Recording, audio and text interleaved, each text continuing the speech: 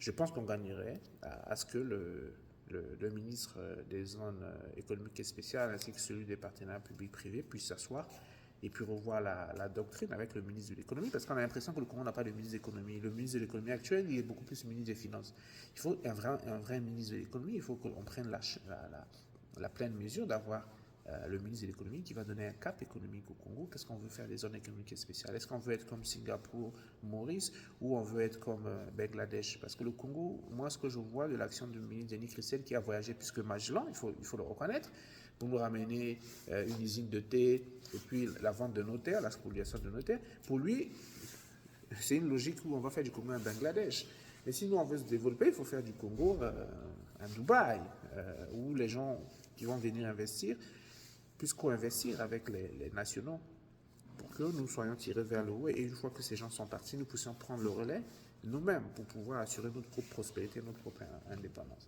Donc, en ce qui concerne l'attractivité du pays, il faut que le gouvernement soit déjà sérieux avec l'affaire du FIGA. Si le gouvernement est sérieux avec l'affaire du FIGA, ça ira.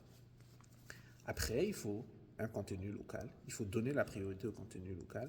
On a étudié, on a une grande expérience. Certains sont en train de moisir parce qu'ils ne sont pas de la FMC, d'autres parce qu'ils ne sont pas nés de la bonne famille, d'autres sont exilés. Et vous voulez développer un pays comme ça dans l'injustice? Je ne pense pas. Il faut qu'il y ait de l'inclusion. Je pense que le gouvernement va échouer. Malgré la bonne volonté du Premier ministre, il est très volontariste. Et il n'a ni l'équipe, ni marge de manœuvre. Donc je pense qu'ils vont échouer. C'est un pari que je prends. Après, je ne suis pas prophète, mais je pense qu'ils vont échouer. C'est clair. Et vous avez vu, par exemple, l'usine des tenues. On pouvait prendre des jeunes Congolais avec un niveau 3e, BEPC, les former dans la filière donc dans la filière donc, du tissu, de tisserand et tout, mettre en place peut-être un atelier de couture, de tenue. On pouvait le faire avec les nationaux. Et ce sont ce genre de projets qui créent de l'emploi. Mais on va chercher des étrangers pour venir le faire. Au Congo, même pour laver la rue, on va chercher les étrangers pour venir le faire. Et les mêmes gens vous disent, on va faire de la préférence nationale. J'ai l'impression que c'est de la poésie ou c'est de l'hypocrisie. Je ne crois pas. Je ne crois pas à tout cela.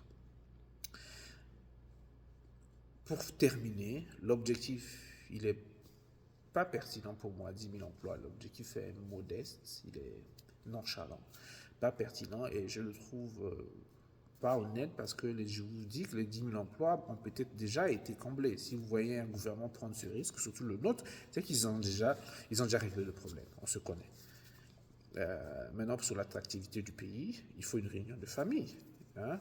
On sait qui détient l'économie, qui ramène les étrangers, qui prend l'argent du pays pour ramener les étrangers, les transformer en capital d'industrie. On sait qui c'est, lesquels qui le font. Donc ceux qui le font doivent s'asseoir en famille et pouvoir régler le problème.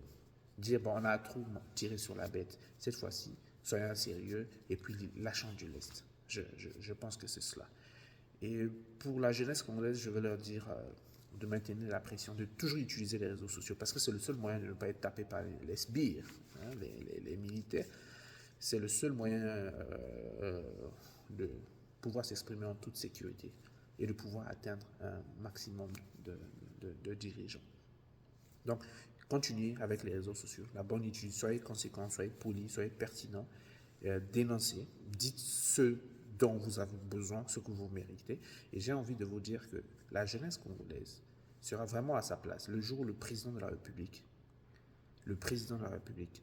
donnera aux jeunes ce qu'il donne à ses petits-enfants. Parce que Sassou, c'est notre pépé aussi. Donc si Pépé Sassou nous prend pour ses petits-enfants, je vous assure qu'il n'y aura plus de jeunes pauvres. Ceux qui sont à Filou, à Makabandilou, à Kangambandi, si Sassou les prend comme ses propres petits-fils, j'ai envie de vous dire que personne ne se plaindra au Congo. Donc maintenez la pression, utilisez les réseaux sociaux, c'est le seul moyen, c'est le seul outil. Voilà. Et bon courage à vous. Merci.